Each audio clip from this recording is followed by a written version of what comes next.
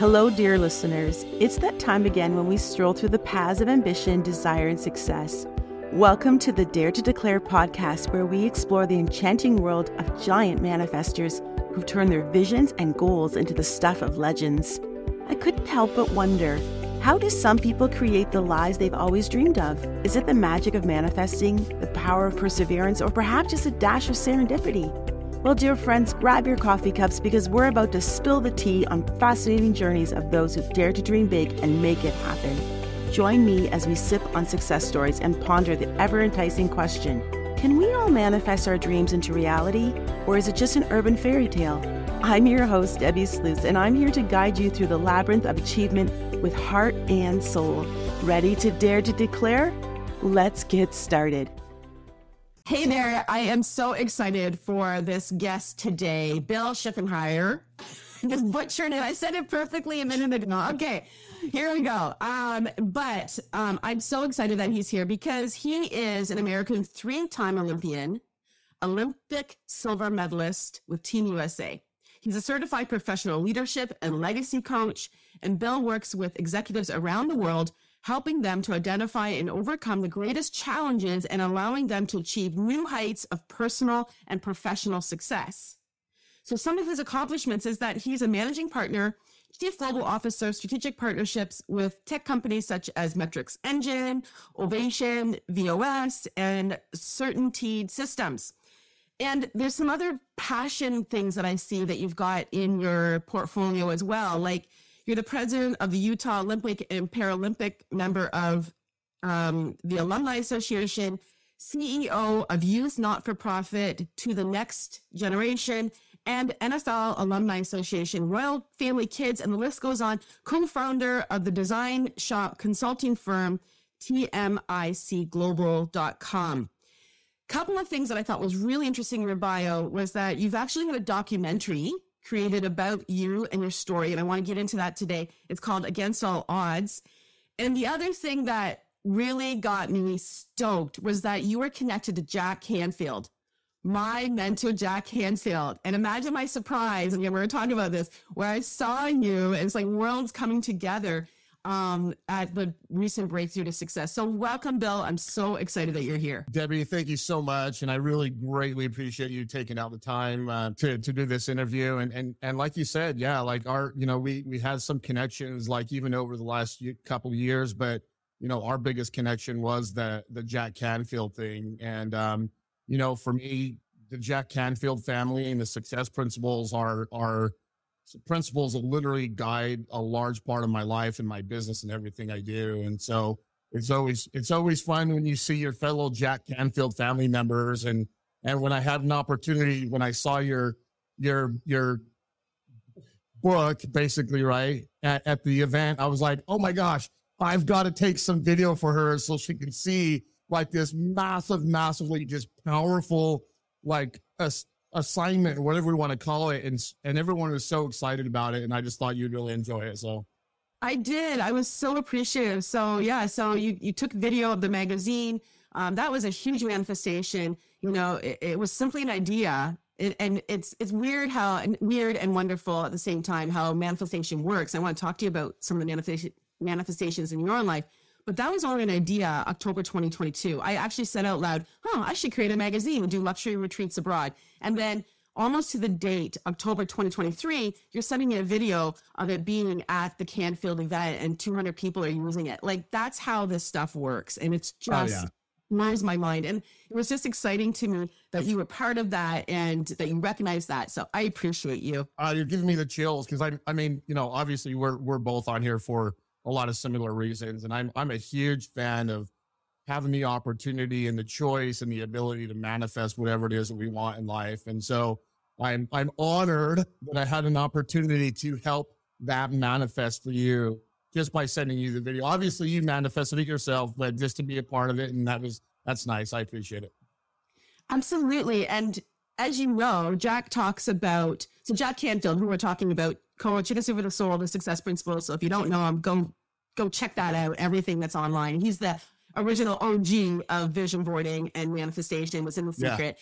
So thinking about surrounding yourself with amazing people, and, that's definitely one of the things that he promotes. But I'm curious, out of the success principles, which one or two really stand out for you and that you feel has really impacted your life and your results? Yeah. I mean, in reality, like there's not any chapter in any of Jack's books that couldn't really apply to my life that I think's very, very important.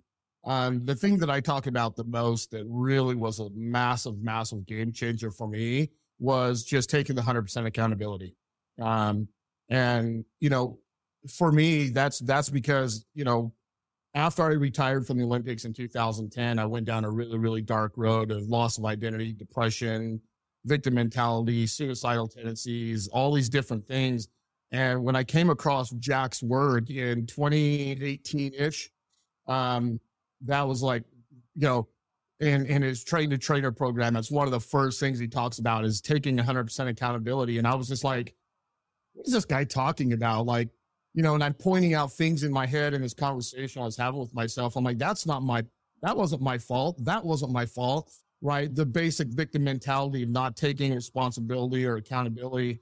And then when it hit me, it was such an aha moment. I was like, oh, now I get it.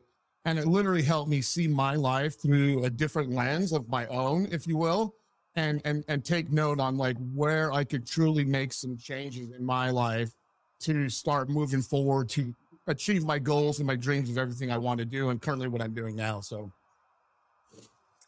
Yeah, it's interesting that you went through a dark space after having such, a momentous accomplishment and having such a high. I want to go back. So I just find that interesting, like, and then, but how you were able again to pull yourself out of that and find, rediscover your joy and your purpose. But can we go back to when did you decide that you were going to master and be an Olympian, or did you decide to be an Olympian, or was it, tell me about that process, that story? Yeah. I mean, that started way, way back. Like obviously as a younger kid, it's no secret. Everyone, a lot of people around the world know my story from the documentary, but I grew up with a drug addicted mom, on and off the streets as a kid, 17 foster homes, drugs, gangs as a youth and all that stuff. And when I had an opportunity once, funny and negative into a positive, my mom got in trouble again. The state was going to take me away, and the state gave my grandma an opportunity to take me in. And so I moved with her in a town far away from Salt Lake and away from the chaos. And, kind of a long story short, that's when I had an opportunity to see like other kids that weren't in trouble all the time, wore newer clothes every day. They weren't wearing the same thing like I was all the time. And just a different energy, right? And you and I know very well what that energy is. When you're around that energy, you just know it and you feel it. And it was very attracting to me, and it was very addicting to me. And, so obviously got involved in sports my 9th grade year, finally, in junior high. And when I went up to high school the following year, my coaches were like telling me about like all about the decathlon, all about track and field. And if I did this event called the decathlon and went to the Olympics, that I could like solidify my name in history and change my stars and doors would open up for me. And so that was like my first taste of like the whole thought of like being able to take control of my own life, even as like an 8th and 9th grade kid, and create a life for me by design. And obviously, over a long span of years and years and years, the combination of things that you have to do to achieve that level, so many learning lessons, so many great coaches and mentors and teammates over the years, is I just love the feeling of the camaraderie of sport and the organization and the goal setting and the focus and the no excuses. That just really resonated for me for whatever reason. And I've just carried that on throughout my whole life. And, once, I did have like a situation when I was supposed to make the Summer Olympics in the 2000 Sydney Games, had an injury that took me out of it. My dreams were completely crushed. And as you know, the universe delivers sometimes when you're living a life of alignment. And that's when the whole idea of bobsled popped up in our story. And, I didn't know anything about the sport, didn't know that there was such thing as winter sports, didn't even know that we were having the Olympics in my own backyard in Salt Lake City. And, when they presented the idea, we just sat around the table and literally looked at each other, said, you know what, why not me? Why can I not make this massive flip from one sport to another at an Olympic level and just go for it and change my stars and see what happens, right? And one of my coaches said something that really, really resonated, that how cool would that be if we could create your story by design? And this is back in 2001. Create your story by design, that the kid who grew up homeless on the street of Salt Lake City, Utah, turns his life around to then compete at the Olympic Games and win an Olympic silver medal from Team USA. Not far from where he was literally eating out of garbage cans. Yeah. Amazing. And then, so then you are standing on the podium, I imagine, right? And you've got the medal. And then tell me what happens after that. So you've achieved your goal. And was this an interesting phenomenon? I think people that are listening, whether, especially if you've achieved something in business, or especially business, I think, it's that level, you've reached the mountaintop, and then how do you move the marker? How do you move the goalposts, so to speak, to achieve the next thing? And I'm just wondering about that process for you. Yeah. So, one thing I really focus on in I guess in the aspect of how I coach and consult is I take the same principle I took back then, which is just don't make things any more complicated than they need to be. Mm-hmm. I'd already figured out, quote unquote, the map, the game plan to make the Olympics. And all I had to do is the exact same thing that got me to the first one, just do exactly what I did, what I needed to do to get to the second one, then the third one. And of course, right, we're still sharpening the saw along the way to get better and better at what we do. But literally I just said, hey, you know what? Don't make this too complicated. Let's just stick with what we've been doing, because that's what got us there. And then, just go for it and really start enjoying the process more, right? Because now we're like, ooh, now we're going on the roller coaster for a second time. This is going to be even a better experience. And then the third time. So that's just kind of how I approach it. And obviously it worked out really, really well to do 3 Olympics and, have a silver medal from the Olympics, 3 world championship medals, and all the other stuff. So just super fortunate and blessed to have the opportunity to have this chaotic life that I can live by example and show other people that no matter what happens in your world, you can achieve at the highest level if you really just put your mind to it. Absolutely. Love that. So before we went on here recording, I know your lovely bride is sitting near you or is in the vicinity. Tell me a little bit about how you met. I suspect there's kind of a manifestation story wrapped into that, because I know that you're a giant major manifester. And so I'd love to hear a little bit about your story and how you met, and also if you have any advice, because I think when I ever do vision boards with my clients, they're looking at, they want to increase their finances, but even beyond that, it's more to do with this beautiful life of abundance. But the other piece that's so prominent is relationships and love, whether they're seeking love and they're single, and or rekindling a relationship that's been, married for many years. So yeah, I'd love to hear you talk about that. Man, that gives me such chills and almost brings me in tears, because I'm so grateful to this woman. And, the interesting part about that is, we both talk about it quite a bit, is neither one of us was really looking for that next relationship. And for me personally, I was like, why is my next relationship not happening? Like I feel like I'm doing all the right stuff, but the reality, and the same thing with my business and everything I do, I was like, why is it not happening? Why is it not happening for such a long time? But the reality is I needed to do the internal work to put out the energy to attract the right people and places and things. And she was one of them. And we had met at a networking event prior to that, and I was dating someone, she was dating somebody. Funny enough, we met the second time on a dating app, which neither one of us wanted to be on a dating app at all, but we were just like, oh, what do you do? Do you give up or do you keep trying, right? And so if the intention is to try and eventually find your partner, you got to find a way to keep trying and manifest it and put it out there. So a little indirectly, we were still trying to manifest like this person that we wanted in our life. And when we met on the dating app, we connected, went on one date, and it was like just, yep, that's definitely the person, like from the get-go. And we, from day one, we just never separated. And 6 months later, with the whole family here at our house, I asked her hand in marriage. I did it traditional as well.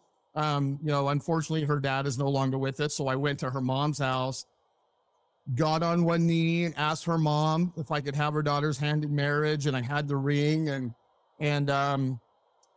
it just, everything felt right about being a part of her life and being a part of her family. But again, it really, really started. I still needed to do a lot of internal work. And I feel like because I really, truly focused on my own internal work, that the manifestations I wanted as a relationship, like it just, as well as I do, when you're in alignment, opportunities are just falling out of the sky for you, right? Like literally falling out of the sky. And, we got together and again, we were such in alignment together as two separate human beings that my life, and I don't utilize this word a lot, but literally my life, like 100x having her in my life. She was a big supporter of like what I did and what I believe in and like of service. So she's a nurse that works in home health care and for the elderly. So she's already a provider of service. And we just like clicked on so many levels. And, we really attribute to continuing to stay in alignment and not having any excuses, having very open communication, being extremely vulnerable, never trying to be right in any situation. That really helps lead to like the success of our relationship. And that literally, because of the foundation that we've built, it literally overflows into all of our relationships, all of our businesses. And we just lead this like absolutely amazing life. And I'm just absolutely grateful and blessed to be a part of her life and our family's life. I love that. Thank you. So inspiring. And, I wonder if you just go back to that date that you went on and you said that you knew. Can you, in your mind, again, just like, let's just slow it down. Like we're in slow-mo, the camera goes, oh, like go there for a minute. Like, what were you thinking? What were you feeling? Like how, because I think people want to, like, how did you know? Like, what's that inner knowing that, can you articulate that or talk about how your body's feeling, your mind? Yeah. As we all know, right, when you meet somebody that you really like, you've got that funny feeling in your stomach and all the normal things. And you always want to be, you want to see that person again. And all those things were there. But I think what was more important about that is when we met and we connected, it was, even for a man, it was a feeling of comfort and relax. And I didn't feel like I had to put on a show like we sometimes do. I could just 100% be me. And she accepted me for who I was. And, and just that comfort and trust I truly felt in her presence and even not in her presence, right? We talk a lot about that, is like, how do you act, feel, and talk when you're not with your partner, your husband or your wife or your business partners, when they're not around. And I just found like, I was like, man, I want to hang out with her again. But it was more of like, yes, you had the funny feelings and the butterflies and all that stuff. But again, it was the feeling of being comfortable and just like authenticity, love, friendship. And, you know, when I felt that, I was like, okay, how do we continue to have this for years and years to come? And it's been, you know, almost 2 years now, I think, something like that. But you know, we both continue to do a lot of things to stay in alignment. One of my companies, TMIC Global, we get up as an executive team every morning, which I'll do after this call, and we do a meditation together. You know, right now we're doing the 24 weeks of the Charles Haanel's Master Key System, and she joins in with me, right? And when I'm on business calls or I'm on coaching calls, she gets to hear like what I'm saying and hears the language. And for me, like, I just try and make sure that how I show up for clients is the same way I show up at home, but even more so, because it's even more important that I continue to polish this foundation at home. Because again, when you take care of this foundation, everything else just falls in alignment. So true. I couldn't agree with you more. It's one thing to do it individually, but when you do and you're surrounded by love and support at home, then it's like you're unstoppable. Oh yeah. So I love that. And also I think about, you know, the other person that would have been at that event that you were at with Jack Canfield is Patty Aubrey, and she has a whole movement called, you know, Permission Granted. And it just sounds like, you know, the relationship that you've got with your wife as well is that you felt that she gave you permission, or that you took permission for yourself to just completely be yourself. You didn't have to be the Olympian. You didn't have to, you know, show all these things that, you know, yes, they are your accolades and accomplishments, but you simply could be Bill. Yeah. And I, you know, I need the listeners and the watchers to understand how important that was for me to just be me. Because as an Olympian, I always felt like I had to show up like Bill the Olympian, Bill the champion, Bill this, Bill that. And in your personal life, you just want to show up as you, right? And yes, it's great to have that fame, if you will, and all that other stuff, but you also just want to be you. It's really hard to be an actor 24/7 in your own life. And that when we met, she just gave me that opportunity to just be me. Right. What I hear you saying is like not to be an actor, but to be creator. And it sounds like you're creating this gorgeous life together. Oh my gosh. So amazing. Yeah. So I have another question for you. Sometimes people have removed their manifestations kind of close to the chest. Now, you know, some of yours have been very public, but I'm wondering in the last couple of years, besides your wife, is there anything that you're like I did with a magazine where you're like, holy moly, like how, what? Like it just feels magical, you know, mystical, where we're like, this was an idea and now this is my reality. Is there something that you can share? Every single part of my life right now. And I'll tell you why, and we'll go back a little bit to, you know, 2010 real quick, when I retired from the Olympics. You know, I'm very open and transparent about this part of my life story too.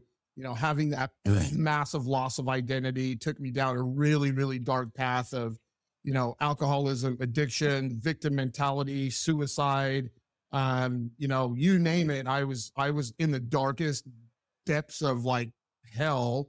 And, you know, I was ready to give up again. And that's when I got connected to Jack Canfield. That's when I got connected to TMIC Global.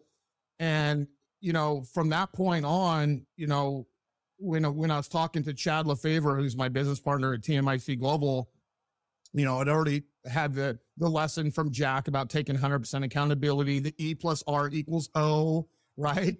And my partner Chad at the time, he's asked me, he's like, do you lead a life by default or do you lead a life by design? And the reality is I led a life 110%, if not 1,000% by default at that point in time. And Chad's like, well, if you lead a life by default, it's not too late to declutter the things in your architecture and which do not serve you and rebuild that by design. And I was like, what? Like I have an opportunity to get out of this darkness and this horrible, dark, ugly space.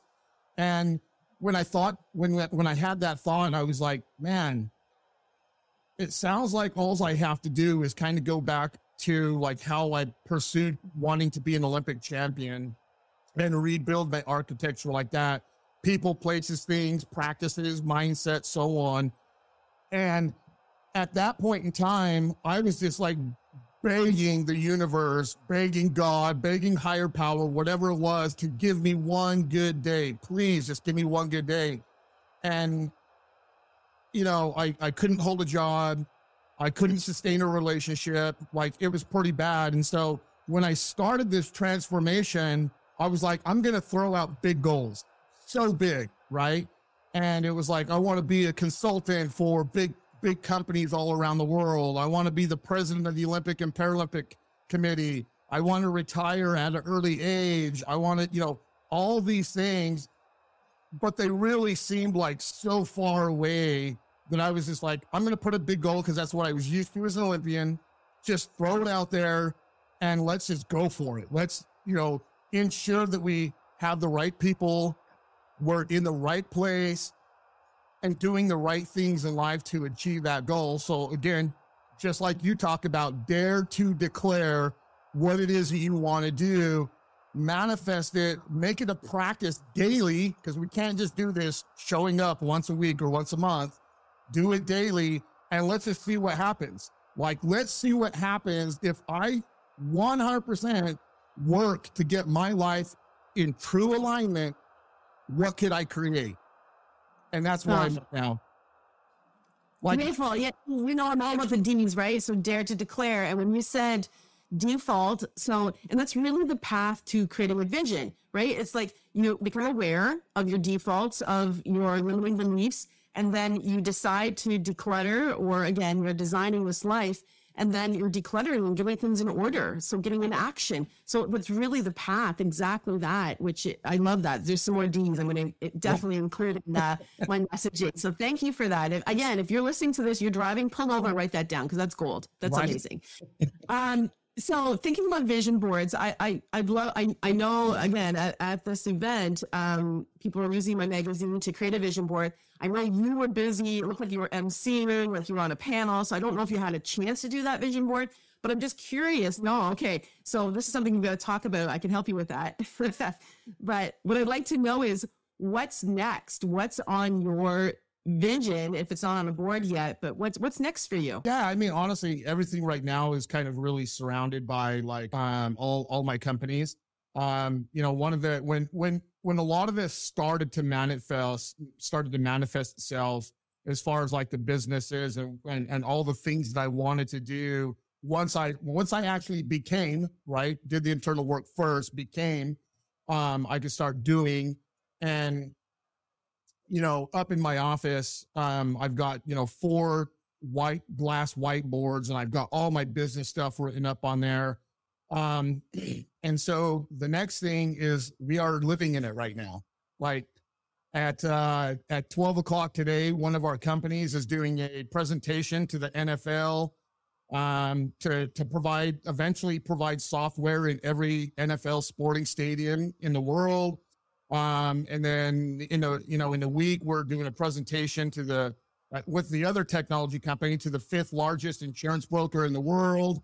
We're currently working with like companies like the Lloyd's of London, the Canadian government, the royal family of Dubai, multiple places. And then for me, my biggest legacy is going to be TMIC Global. And you'll really resonate with this when you go to the website and take a look. But, you know, we're looking at building what they call these recreation centers all around the world. So, on the down low, you know, we're looking at acquiring a lot of really cool properties, similar to like Esalen, Joshua Tree Resort, and investing a whole bunch of money into this massive like wellness programs, and do what we can as a community, which means everyone who wants to be involved, not just our team. So we're pulling in a Jack Canfield. We're working with Deepak Chopra right now. We're looking to like see where we can pull the Bob Proctor people and again, anyone we can And what we just want to do is, it is what it is right now, right? We live in a very chaotic world with wars and crime and all these like things that are just going on, that we're just like, we have the opportunity and the choice to change all that. And we're trying to take that on our shoulders and see what we could do to make this world a future ready economy so we can live a lot better in harmony. So I'm literally in the process of living what I dared to declare back in the day. And it's like so surreal.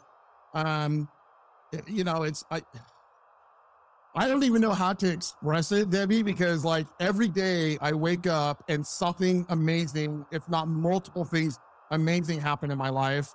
You know, one of the things that I've put on hold for a while is like a lot of my speaking stuff. But I put it on hold to do all the coaching stuff, as well as like the technology companies. And my biggest hurdle when it comes to getting my speaking stuff back on par is I kind of don't really have the time to rebrand it, reorganize it the way that it'd be like sexy to everyone out there. And yesterday I had this like amazing human being that found me on LinkedIn and is like, hey, this is who I am. I work in the media space a lot.